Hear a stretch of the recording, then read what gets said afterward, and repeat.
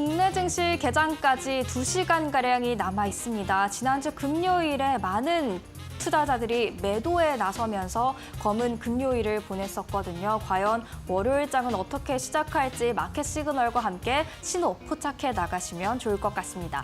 네, 맞습니다. 뉴욕 증시에서도 큰 폭의 급락세가 있었고 또 주말 사이 여러 가지 이슈들이 나온 만큼 저희와 함께 국내 증시 어떻게 출발할지 잘 살펴보시면 좋겠습니다. 먼저 금요일장 뉴욕 증시 마감 상황부터 전해주시죠. 네, 뉴욕 증시 금요일장이 국내 증시에 영향을 미칠 수밖에 없기 때문에 어떻게 마감을 했는지 꼼꼼하게 살펴보셔야 될 것 같습니다. 일단 다우지수 1.51%, 나스닥이 2.43%, S&P 500지수 1.84% 하락을 했습니다. 러셀 2000 중소형주 주가지수죠. 3.52% 크게 하락하는 모습들이었습니다.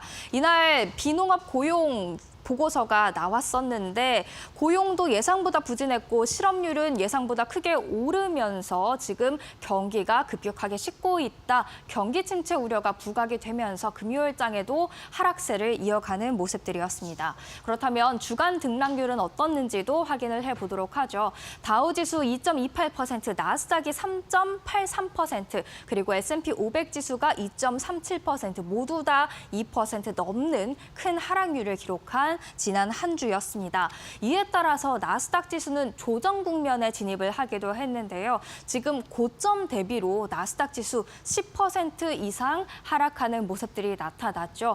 이렇게 전고점 대비 크게 하락을 하면서 조정 국면에 진입이 되면 투자자들의 위험 심리를 더욱더 가속화시킬 수 있어서 앞으로의 시장 예의주시하셔야 될 것 같습니다. 한편 지금 시장은 극도의 공포를 느끼기 직전이다라고 생각을 해볼 수가 있을 것 같습니다.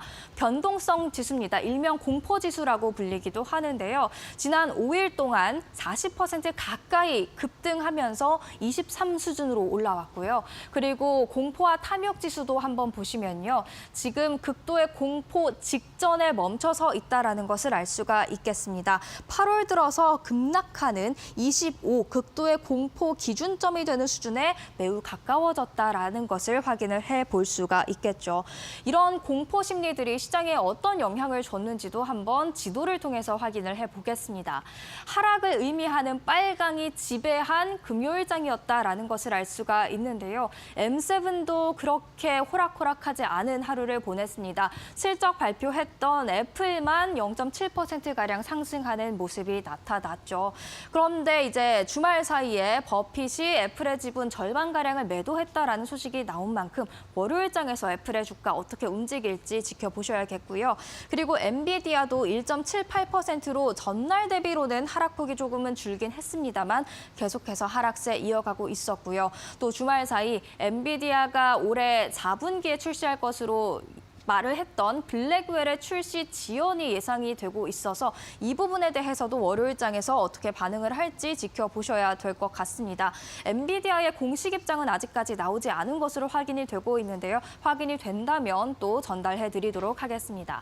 그리고 애플과 같은 날 실적을 발표했던 아마존은 8.8% 가까운 급락세를 나타냈습니다. 과연 반등이 나올 수 있을지 지켜보셔야 될 것 같은데 시장 분위기가 워낙 침체돼 있다 보니 강한 반등은 좀 어렵지 않을까라는 생각을 해볼 수가 있을 것 같습니다. 그나마 금요일장에서 유일하게 살아남은 섹터, 바로 필수 소비재가 될 수 있을 것 같은데요. 경기 침체 속에서도 그래도 필수적으로 소비하는 것들만큼은 기업들이 그래도 잘 버텨주지 않을까라는 생각에 필수 소비재만 0.61% 강세를 보인 것으로 해석되고 있습니다.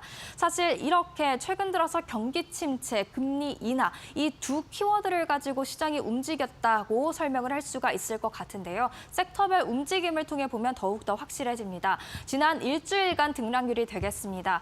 보시면 유틸리티, 그리고 부동산, 필수 소비재, 커뮤니케이션, 헬스케어 등 대체적으로는 금리 인하 그리고 경기 침체에 대비를 할 수 있는 그런 섹터들이 선전했다라고 볼 수가 있겠고요. 한 달 퍼포먼스를 보면 더욱더 뚜렷해집니다. 부동산, 유틸리티, 헬스케어, 필수 소비재 침체, 이렇게 경기 침체 그리고 금리 인하에 선방할 수 있는 섹터로 지금 수급이 쏠려 있다라는 것을 확인을 할 수가 있었습니다.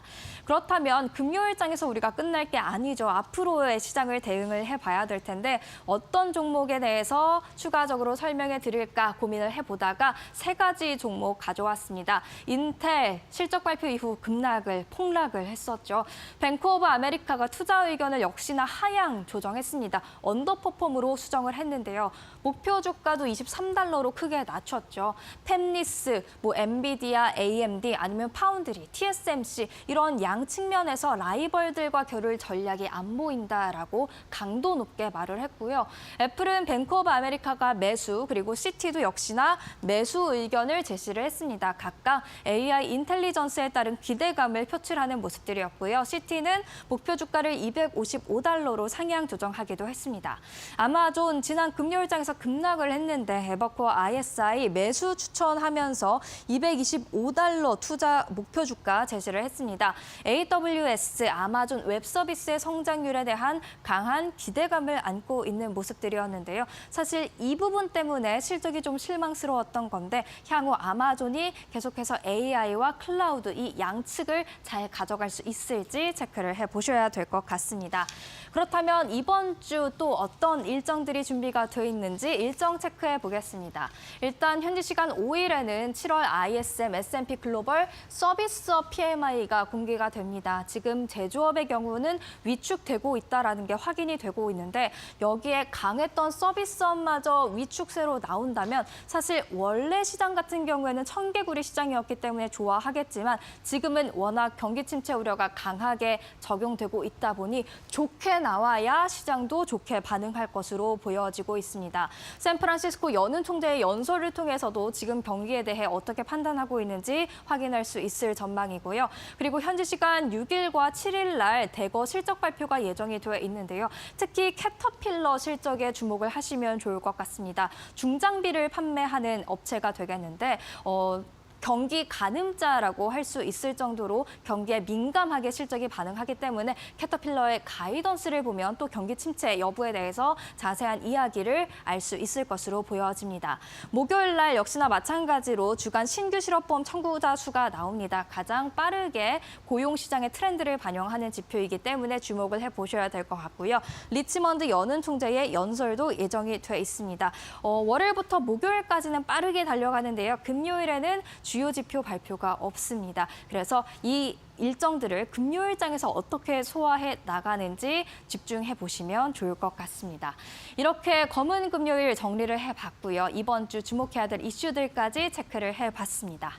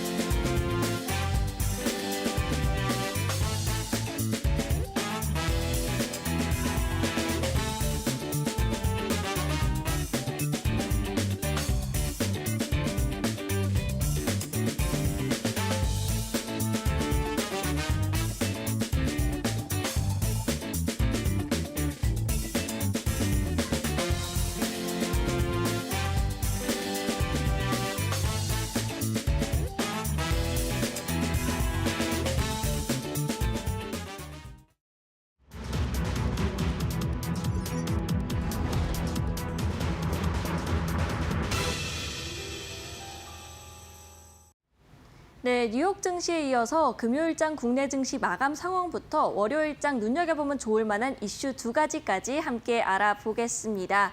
네, 코스피, 코스닥 모두 3~4% 가까이 낙폭을 기록을 했는데요. 네, 7월 고용 보고서가 발표된 이후 글로벌 증시가 크게 출렁였고 우리 증시도 그 경기 침체 우려감에 공포가 확산이 됐습니다. 코스피는 3.65% 내린 2,676선에서 마무리가 됐고요. 코스닥의 경우에는 780선도 무너졌습니다. 무너졌습니다. 779선에서 마무리가 됐는데요. 이렇게 외국인과 기관의 쌍끌이 매도세로 지수가 큰 폭으로 하락을 했고요. 반대로 개인만이 홀로 이 지수를 방어해내는 모습이었습니다. 그리고 또 특징적인 게 외국인이 선물 시장에서만 2조 8천억 원가량, 3조 원 가까운 매도 물량을 내놓았는데요. 외국인과 기관이 각각 어떤 종목들을 샀는지 먼저 살펴보도록 하겠습니다.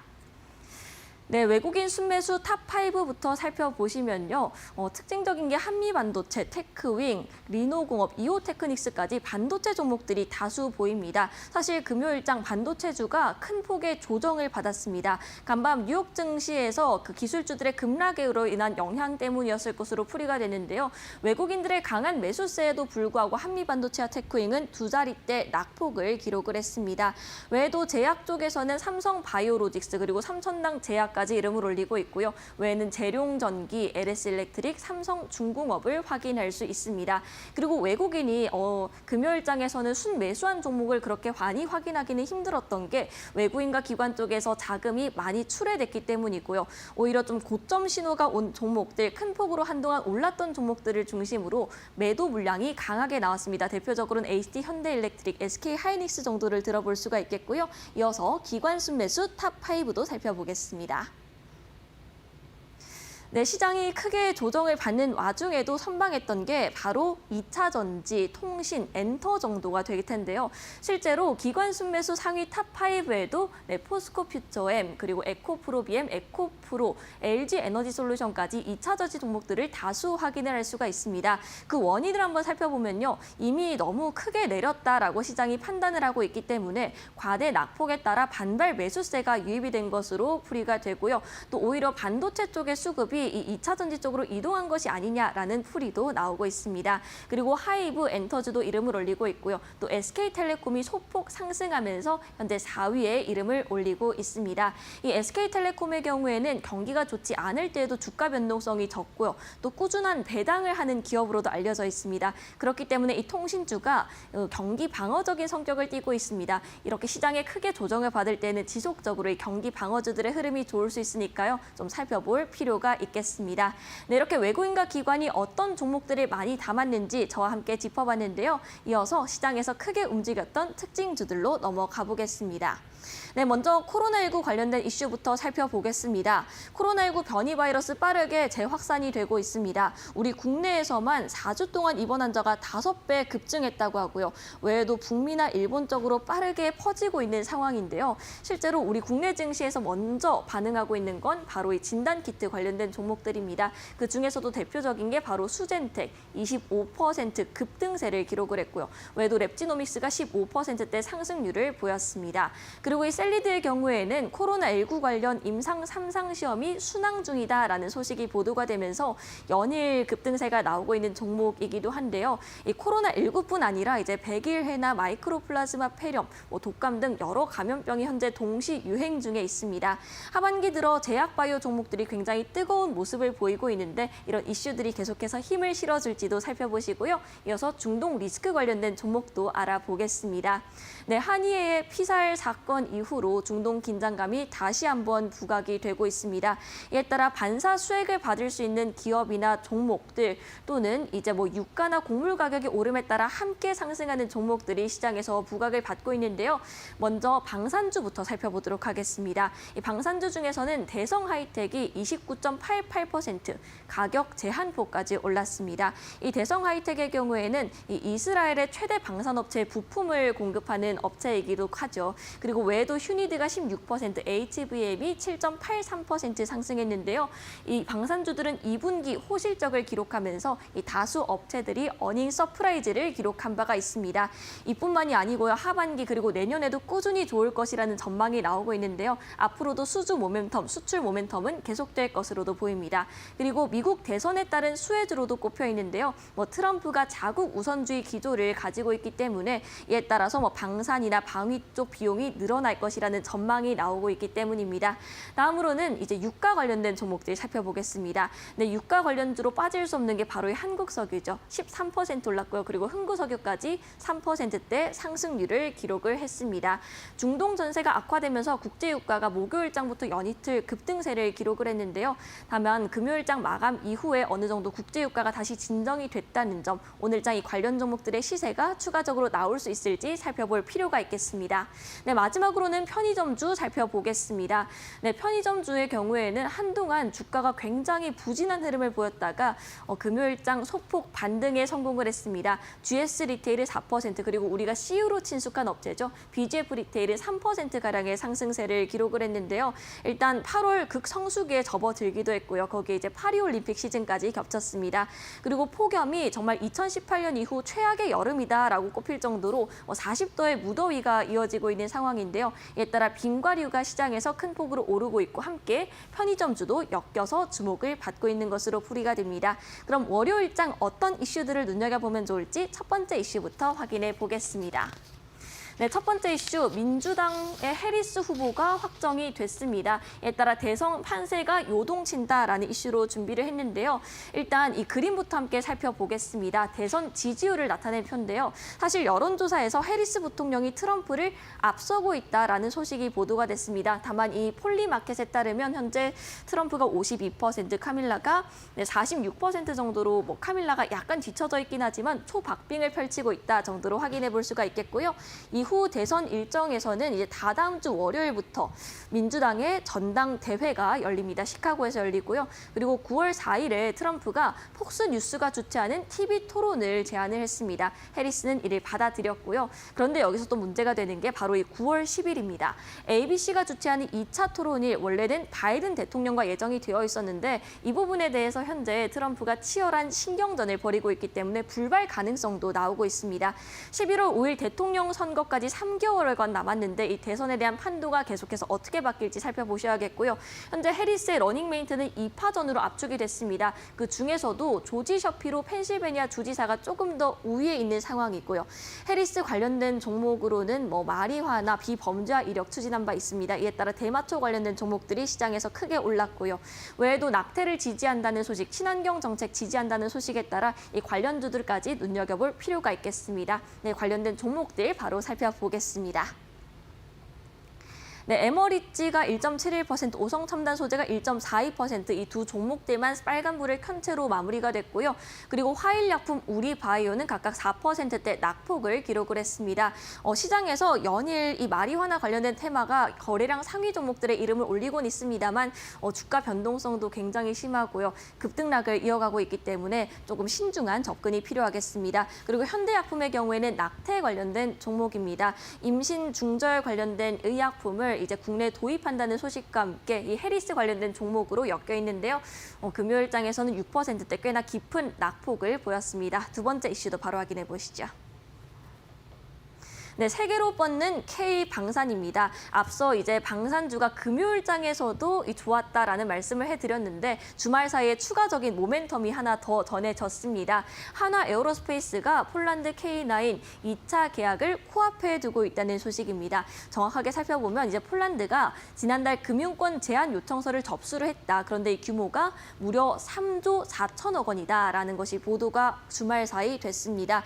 이뿐만이 아니고 또 하반기에도 K9의 308문 그리고 K2 전차의 잔여 계약도 남아있는 만큼 앞으로 이 수주에 관련된 모멘텀은 지속될 것으로 보이는데요. 사실 2분기에 국내 방산업체들이 이미 호실적을 기록을 한 바가 있습니다. 어닝 서프라이즈를 보여줬던 종목들도 다수 있고요. 상반기 영업이익을 총 합산해보니까 9천억 원을 돌파했습니다. 이에 따라서 하반기의 전망까지 긍정적으로 나와 있으니까 연간 2조 원에 대한 기대감도 점점 커지고 있는 상황인데요. 향후에 이제 우크라이나 러시아 전쟁 끝나지 않았고 그리고 이스라엘 하마스 간 전면전에 대한 우려가 남아 있는 만큼 이 부분에 대한 반사이 기대감도 나와 있습니다. 네, 종목들 바로 함께 살펴보도록 하겠습니다.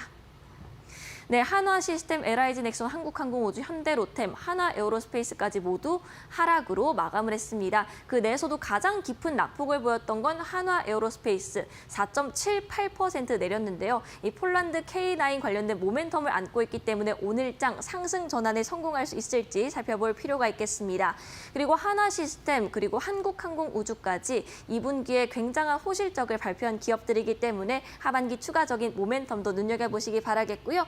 이렇게 국내장 마감 상황 전해드렸습니다.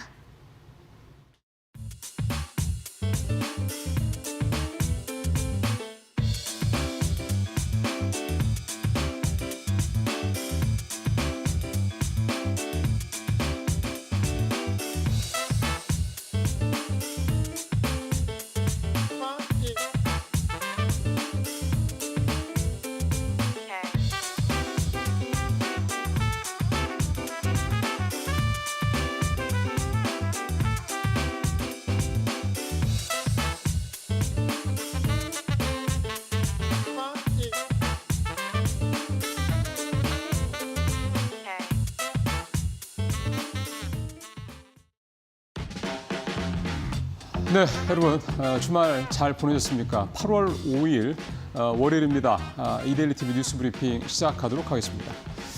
예, 이번 주 주간 증시 전망을 보면 좀 어둡죠. 아무래도 지난주 금요일 날 뉴욕 시장, 우리 시간으로 이제 토요일 날 새벽에 끝난 뉴욕 시장 좋질 않았고요. 특히 주말새 악재들이 좀 전해진 것도 좀 있습니다. 일단 지난주 같은 경우는 주 후반에 실적도 좋지 않았고, 뭐 PMI, ISM 제조업 지수뿐만이 아니라 일단은 기업들 실적도 좋지 않았죠. 인텔이 뭐 대표적으로 시장을 끌어내렸던 주범이 이제 되긴 했습니다. 전체적으로 반도체 관련주들이 워낙 좋지 않다 보니까 우리 시장에서도 굉장히 코스피, 코스닥 모두 좋지 않았습니다. 그만큼 지난주 금요일 특히 우리 시장 상황을 보면 와, 우리나라 시장 정말 이 반도체의 영향이 정말 크구나라는 거를 원래도 그랬지만 새삼 다시 한번 깨달을 수 있었던 그런 시기였습니다. 이번 주는 일단 지난주만큼 무게감이 있지는 않습니다. 매크로 지표도 그렇고 기업 실적들도 그렇고요. 좀 몇 가지 살펴보면 지표 중에서는 5일 날, 그러니까 우리 시간으로 6일이 되겠습니다. 미국의 7월 ISM 서비스업 지수, 요 얘기가 나오는데 아무래도 서비스업 지수는 둔화는 되고 있지만 인플레 쪽보다는 조금 더 아직은 상승한 국면이 있는데 이게 어느 정도 수치가 내려가느냐 이 부분 좀 잘 보시면 될 것 같고요. 8일 날 7월 도매 판매액도 있고 그다음에 7일 날 우리 시간으로 8일이겠습니다. 6월 소비자 신용. 소비자 신용은 이제 카드 얼마나 썼냐 하는 거 얘기하는 건데 이건 이제 미국의 소비 현재 수준을 알 수 있는 또 좋은 데이터가 될 것 같고요. 그다음에 8일 날 주간 실업수당 신청 건수. 이게 지난주에 나왔던 게 상했던 보다 더 안 좋았죠. 그러니까 훨씬 더 청구 건수가 늘었죠. 고용시장이 안 좋다 이런 의미가 되는 건데 이런 추세가 계속해서 나올지 또 이제 지켜볼 필요가 있겠습니다. 실적은 이번에는 빅테크들은 없고요. 미국의 산업 경기 상황을, 산업 업황을 알 수 있는 캐터필러 지표, 캐터필러의 실적이 발표가 됩니다. 실적이 좋다는 얘기면 미국의 뭐 이런 어떤 산업 분위기가 업황이 나쁘지 않다는 얘기인데 만약에 실적이 나쁘다 그러면 이것도 역시 미국의 경기가 위축된다는 거에 또 무게를 실을 수 있는 또 재료가 될 수도 있겠고요. 그다음에 코스트코 실적 발표가 있고요. 그다음에 미국의 대표적인 육류가공 업체들 타이슨푸드 실적 발표 있습니다. 이런 것들도 역시 미국의 현재 사람들의 어떤 소비적인 측면에서의 어떤 시장 상황 알 수 있는 그런 재료가 될 것 같습니다. 그다음에 워렌 버핏이 많이 샀던 옥시덴탈 페트롤리움 실적 발표 있고 일라일리도 이번 주 실적 발표가 있습니다. 전체적으로 무게감은 지난주보다는 떨어지지만 워낙 투자 심리가 조금 다운되어 있는 상황이기 때문에 뭔가 좀 안 좋게 나오는 게 있다 그러면 또 시장에 미치는 여파도 또 작지 않겠느냐 이런 생각이 좀 드는군요. 자, 그다음에 반도체 얘기를 안 해볼 수가 없습니다. 무소불위라는 표현이 맞았을 것 같은 올해 상반기 때 보면요. 하반기 때도 그래서 굉장히 실적이 좋을 것이다 전망이 됐고 2분기에 삼성전자, SK하이닉 실적, 특히 영업이익 측면에서 봤을 때 굉장히 좋았습니다. 그런 면들 때문에 이제 3분기, 4분기, 즉 올해 하반기에도 좋을 거고 내년 또 2026년까지는 이런 호황 사이클이 갈 거다 이런 얘기들이 많이 있었는데 갑자기 분위기가 지난주 후반부터 좀 바뀌고 있긴 합니다.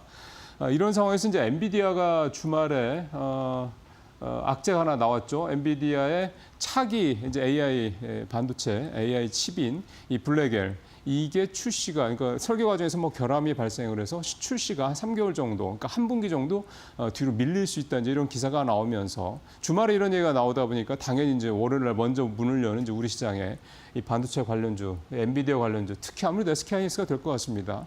굉장히 좀 부담스러운 상황이 되겠다 이렇게 좀 예상을 좀 하고 있습니다. 전체적으로 내용은 앞서 말씀드린 그 정도 수준이 되는 거고요.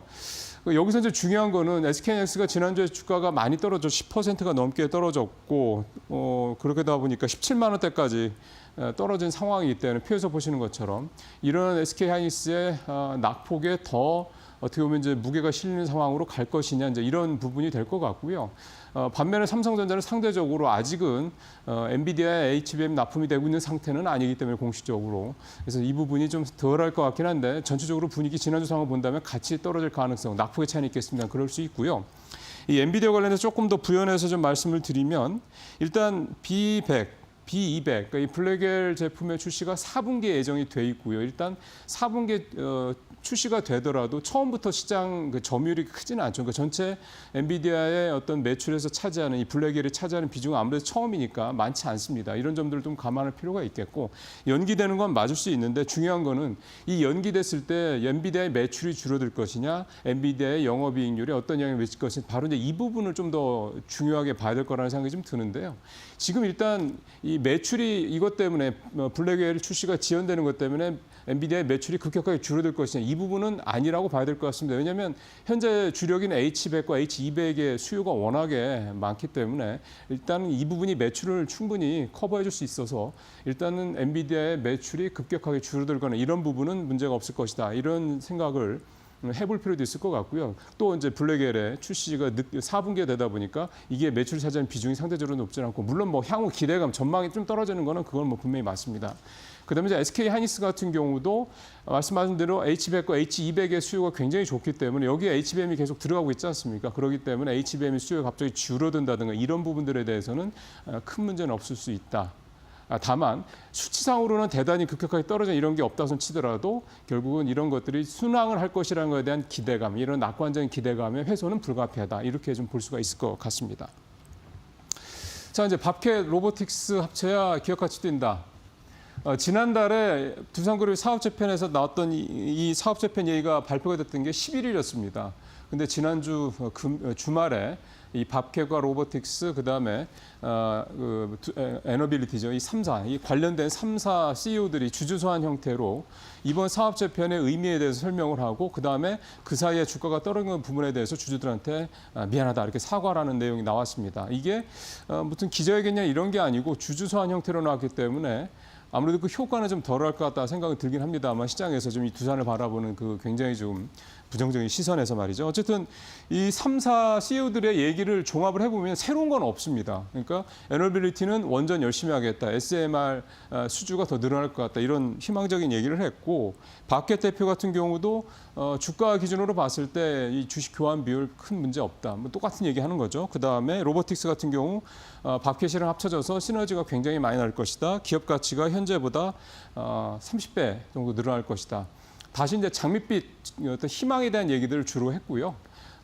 이게 좀 주주소환 형태로 나온 것도 시장의 어떤 이런 불만이나 시장의 비난 여론을 잠재우기는 좀 미흡할 것 같고 또 결국 이게 24일 근 한 달 만에 이런 설명이 공식적인 설명이 나왔다는 것도 결국은 금감원이나 이렇게 정부 차원에서 이거에 대해서 뭔가 조사를 한다, 뭔가 좀 알아본다 이런 얘기가 나오니까 등 떠밀려서 한 게 아닌가라는 생각도 좀 들긴 합니다. 중요한 거는 시장에서 투자자들이 밥캣이나 로보틱스나 주식을 사야 되는 거 아니겠습니까? 에너빌리티나. 근데 이런 상태에서 과연 투자자들이 얼마나 이들이 제시하는 장밋빛 수치에 보고 그것만 보고 이제 과연 이들 회사의 주식을 살 것이냐. 나아가서는 두산 관련 그룹의 이 주식들을 과연 계속해서 좋은 생각을 가지고 접근할 수 있을 것이냐. 이 부분은 좀 다른 얘기인 것 같습니다. 이런 정도보다는 조금 더 적극적인 어떤 그런 주주들에 대한 어떤 설명이 필요하지 않겠나 생각이 듭니다. 오늘 마지막 얘기는 배터리 얘기인데요. 지난주에 이제까지 해서 배터리 관련주들, 그러니까 배터리 생산회사 3사죠. 그다음에 이제 이 소재 만드는 회사들 실적 발표가 나왔는데 뭐 잘 아시는 것처럼 굉장히 좋지는 않습니다. 그래서 이런 상황에서 사실은 이제 두 가지로 갈릴 수밖에 없습니다. 자금 여력이 있는 데는 계속 투자하는 거고요. 지금 지난번에 이제 구글 CEO가 순차이 CEO가 얘기했던 것처럼 투자를 안 하면 생존이 위태롭기 때문에 투자를 계속한다 이런 얘기처럼 똑같이 이제 2차 전지도 결국은 뭐 전기차가 됐든 뭐였든 이게 대중화될 수밖에 없기 때문에 결국 투자를 계속 해야 되는 이런 쪽이 있고 이제는 자금 여력이 없어 투자를 못하는 회사 간의 이제 그런 규모의 경제의 어떤 싸움이 본격적으로 시작된다 볼 수가 있겠는데 현재 이제 전기차 배터리 쪽은 수요가 확 줄어든 상황이니까 그러면은 배터리 업체들이 그냥 손가락만 빨고 있을 수 없기 때문에 나타나는 게 이 ESS 즉 에너지 저장 장치죠. 이 부분이 지난 2분기 실적에서 보면 조금씩 뭔가 어떤 희망의 어떤 터널이 될 수 있지 않겠냐 그런 얘기들은 나오고 있습니다.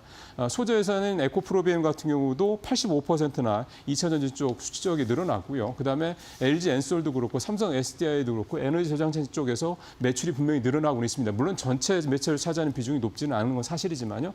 이쪽으로 계속해서 뭔가 사업을 확장을 시켜나갈 수밖에 없다. 이제 이런 생각이 좀 드는 거고 중요한 건 이제 중국과의 싸움인데 미국은 아무래도 이제 미국이 중국을 견제하기 때문에 중국의 배터리 업체들이 미국 시장에 들어가는 건 제한될 겁니다. 근데 중요한 거는 미국 시장도 크지만 전 세계의 그 글로벌 ESS 시장으로 따진다고 보면은 결국은 이제 중국이 시장을 80%나 장악하고 있다라는 게 굉장히 이제 큰 이제 우리로서는 이제 어려운 점이거든요. 결국은 이제 우리 이제 배터리 3사들 또 배터리 소재 관련 회사들이 이 캐즘 상황을 극복을 하기 위해서는 중국 배터리 업체들을 능가하거나 적어도 그 이상 갈 수 있는 뭔가 경쟁력, 그게 가격이 됐든 기술이 됐든 뭔가 경쟁력을 만들어내야 되는 어떤 그런 소위 말하는 절체절명의 위기의 순간에 와 있다. 이렇게 좀 말씀을 드리겠습니다. 자, 앵커 브리핑 마치도록 하겠습니다.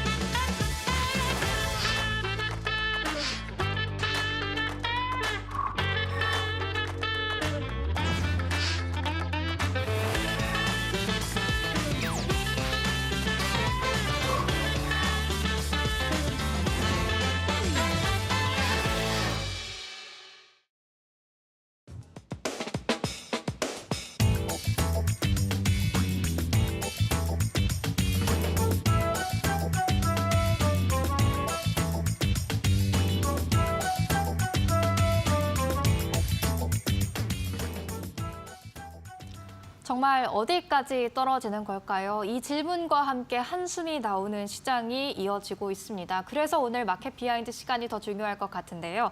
김영재 유진투자증권 서울 WM센터 이사와 함께 시장 점검해보고 투자 전략까지 체크해보겠습니다. 어서 오세요. 네, 안녕하십니까.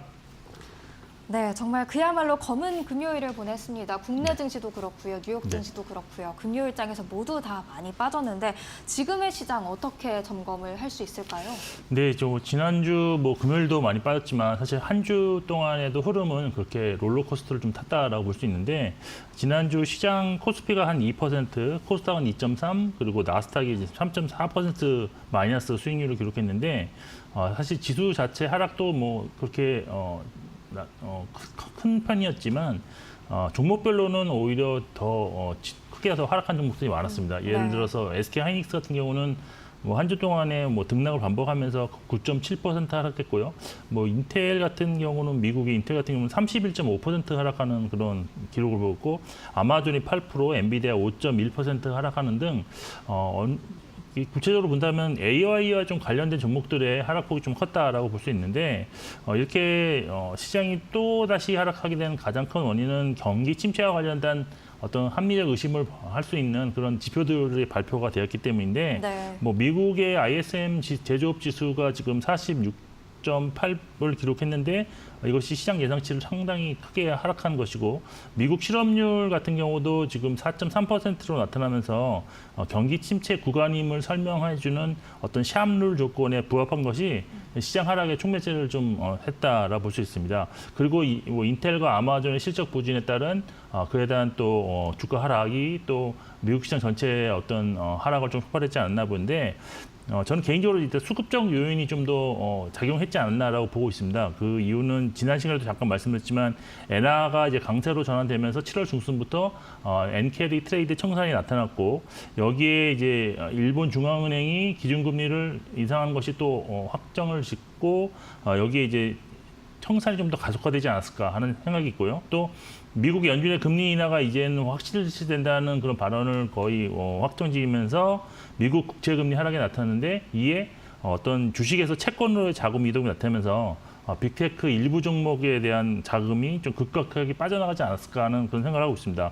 그리고 국내 시장 같은 경우는 사실 코스닥이 하락이 지금 지속되고 있는 상황에서 일부 종목들 같은 경우 정말 끊임없는 하락을 하고 있습니다. 이에 어떤 레버리지로 투자하신 투자자들의 담보가 지금 하락하면서 상당히 지금 반대 매매가 좀 지속되고 있는 상황인데 반대 매매가 추가적인 또 반대 매매를 부르는 좀 악순환이 반복된 것이 현재 지수 하락의 가장 큰 원인이지 않겠나라고 판단을 하고 있습니다. 그렇다면 이제 이번 주 우리 증시는 어떻게 좀 전망을 해볼 수 있을까요? 사실 뉴욕 증시 금요일장이 주말 사이에 끝났지 않습니까? 또 네. 주말 사이에 애플이나 뭐 엔비디아에서 좀 악재 소식도 들려오기도 했고요. 그렇기 때문에 우리 증시 오늘장 계속해서 패닉 셀링이 이어질 수 있다라고 혹시 보십니까?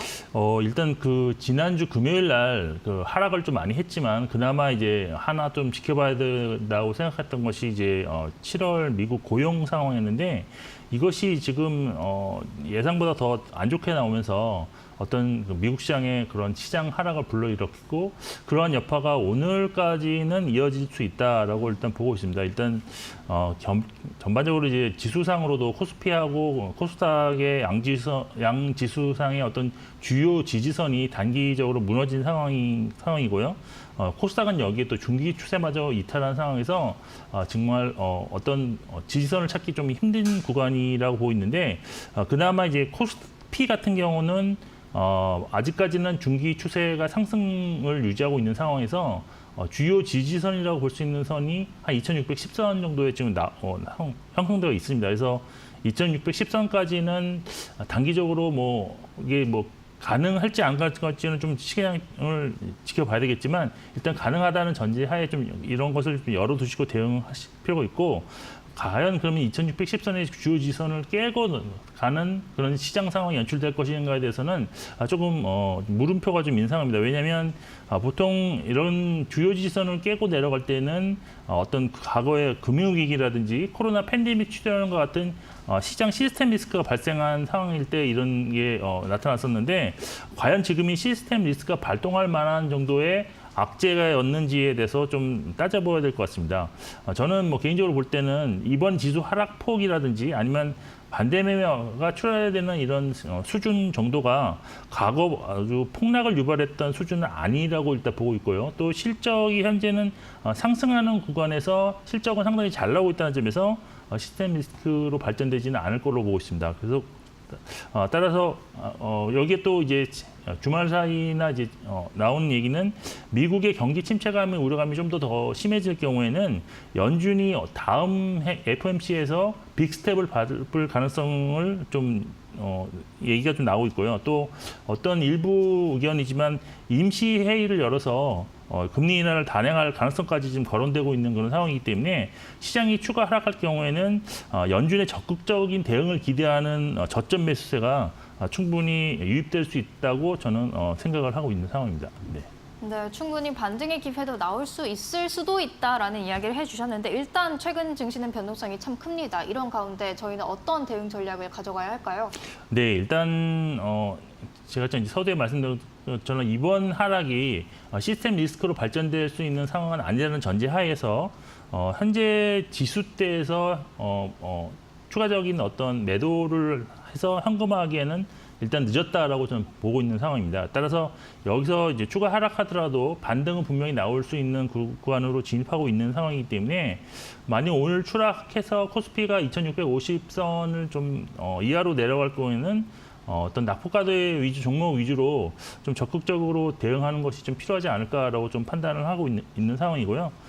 그리고 이제 지수가 저점을 하긴 하고 그 이후 이제 바닥으로부터 5% 이상의 어떤 지수상의 상승이 나왔을 경우에는 시장 변동성이 다시 또 확대될 수 있는 가능성이 또 충분히 있을 것입니다. 그래서 기존의 현금 비중이 높지 않으신 투자자라면 그 구간에서는 현금 비중을 좀 확대하는 대응이 좀 유효할 것으로 보고 있고요. 종목 간에는 이제 장기간 상승했던 IT 종목들에 대한 기대감이 추가 상승으로 이어지지 않을 가능성이 좀 높아진 상황입니다. 따라서 반등이 나오면 IT 종목들을 좀 일부 축소하신 다음에 향후에 이제 기대할 수 있는 금리 하락 수혜 종목들, 그리고 실적 성장 지속 종목, 또 엔화 강세 수혜 종목들, 그리고 하반기에 이제 주주 환원 강화 기대가 예상되는 종목으로 포트를 좀 더 일부 변경하실 필요가 있다라고 보고 있습니다. 그리고 지금 7월 들어서 사실 방어 업종이라고 불리는 여러 업종들의 수익률이 상대적으로 상당히 양호하게 지금 진행되고 있는 상황인데 향후에 혹시 모를 경기 침체 확정에 대비해서 방어주에 대한 업황을 좀 점검하시는 것도 꼭 필요한 대응 전략이라고 판단을 하고 있는 상황입니다. 네, 그렇다면 방어주에 대한 업황 점검이 필요하다라고 말씀을 해주셨으니까 어떤 방어 업종에 주목하고 계신지 몇 가지 소개해 주시면 좋을 것 같습니다. 네네. 지난주 사실 시장 변동성이 좀 확대된 측면이 있지만 그 안에서도 상승하는 그런 모습을 보이는 업종들이 꽤 있었습니다. 대표적으로 몇 개를 볼 수 있는데 지금 지난주 금요일도 확실히 나타나는 상황인데 이제 엔터테인먼트 업종이 전반적으로 이제 3% 정도 상승을 했고요. 유틸리티가 한 1.9% 상승, 운송이 1%, 통신 0.3%, 그리고 2차 전지 대표 종목들이 2% 이상 상승하는 모습으로 마감을 했습니다. 업종도 상승에는 여러 가지 이유가 있을 것으로 일단 보고 있는데요. 먼저 엔터 같은 경우에는 전체 매출에서 일본 공연 등에서 나오는 수익 비중이 좀 큰 종목들이 많은 관계로 최근 엔화 강세에 따른 수혜에 대한 기대감이 일부 작용했다라고 볼 수 있는 상황이고요. 유틸리티 같은 경우는 포항 영이말 시추 관련해서 글로벌 석유사들의 어떤 관심이 높아지고 있다는 소식과 함께 하반기 전력 요금 추가 상승 어떤 기대감 등 장기적 관점에서 턴어라운드와 여기에 또 방어주 성격이 부각되었다라고 볼 수 있겠고요.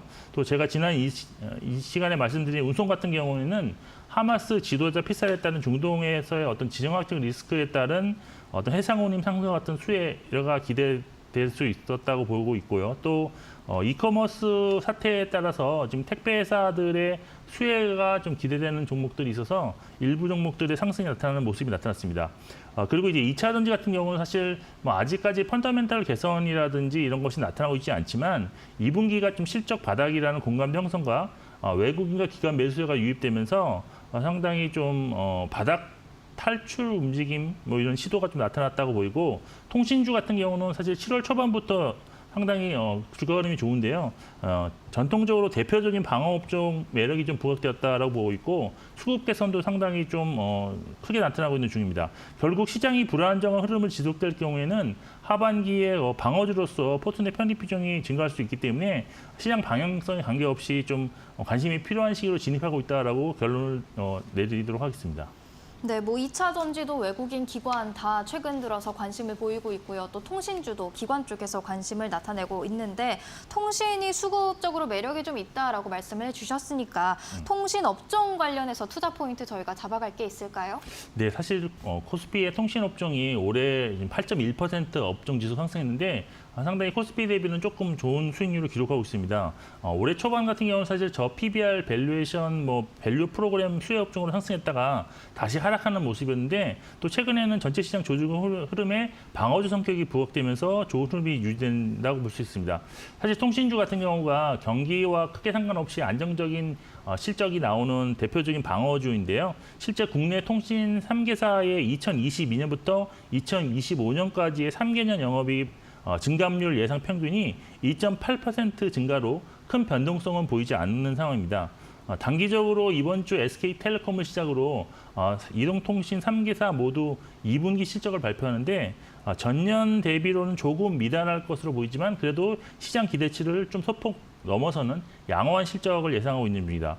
통신주 같은 경우는 사실 전통적으로 고배당 종목인데 사실 이제 앞으로 이제 예상되는 금리 하락기에는 이런 배당주로서의 매력이 가능하다는 점, 그리고 밸류 프로그램과 관련해서 추가적인 주주 환원책 강화 기대감도 있다는 점에서 이런 점이 하반기 투자 포인트가 될 수 있을 것입니다. 마지막으로 수급 상황과 기술적 분석을 좀 해본다면 이동통신사 3개 종목 모두 지금 양호한 기간 수급 상황을 보이고 있는데, 특히 SK텔레콤이랑 KT는 외국인마저도 지금 수급이 상당히 좋아지는 모습을 보이고 있습니다. 기술적 분석상으로는 이제 3개 종목 모두 최근 중기 추세가 상승으로 전환이 확인되고 있는 상황이기 때문에 현 시점부터 접근이 가능하다라고 보고 있는 상황입니다. 네, 또 이번 주에 계속해서 이제 실적 발표가 예정돼 있다 보니까 많은 분들이 관심을 갖고 계실 것 같은데, 그렇다면 뭐 통신주도 많잖아요. 그 안에서 탑픽이 있으실까요? 네, 통신주는 일단 뭐 KT가 좀 가장 무난한 투자처가 될 것으로 일단 보고 있는데, 일단 실적 측면에서는 조금씩 상향하는 모습이 좀 나타나고 있는데, 이 통신 상사 중에서 그나마 비통신 비중이 좀 가장 높다는 면에서 어떤 통신업 내에서는 이익 성장이 상대적으로 좀 크게 확산되고 기대되는데, 뭐 이제 통신이라는 건 호텔이라든지 부동산, 뭐 클라우드 이런 사업이 좀 부각될 가능성이 있습니다. 그리고 여기보다 더 큰 메인 투자 포인트는 내년 주주 환원 기대감이 좀 높다는 점인데, 내년 9천억 원 매출에 3천억 원 수익을 기대하고 있는 광진구 부동산 프로젝트 일부 이익을 자사주 매입 또는 소각에 좀 활용할 계획으로 주주 환원에 대한 기대감이 하반기에 좀 반영될 것으로 보고 있습니다.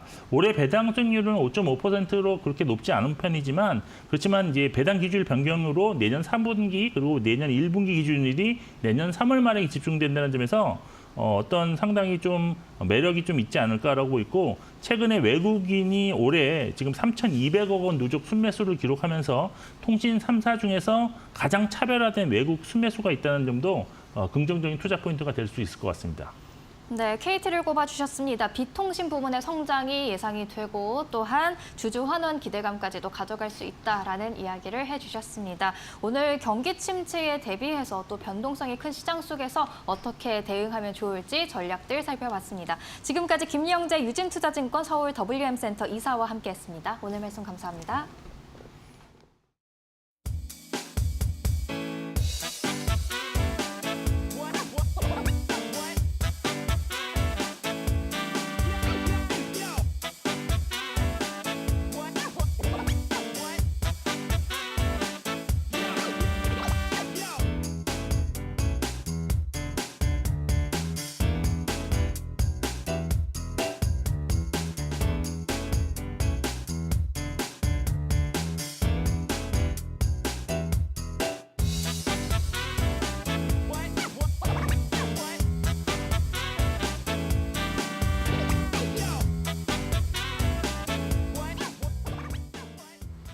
사실 주말을 끼고 있는 월요일이어서 월요일은 보통 여유가 있는데, 오늘은 워낙 시장도 안 좋았고 또 주말 사이 나온 이슈들도 있다 보니까 빠르게 달려온 것 같습니다. 중요한 이슈들 하나하나 짚어드렸는데요. 오늘 우리 국내 증시 전략 어떻게 가져가야 될지 계속해서 이데일리 TV와 함께 하시면 좋은 시그널들 얻어가실 수 있을 거라 생각이 됩니다.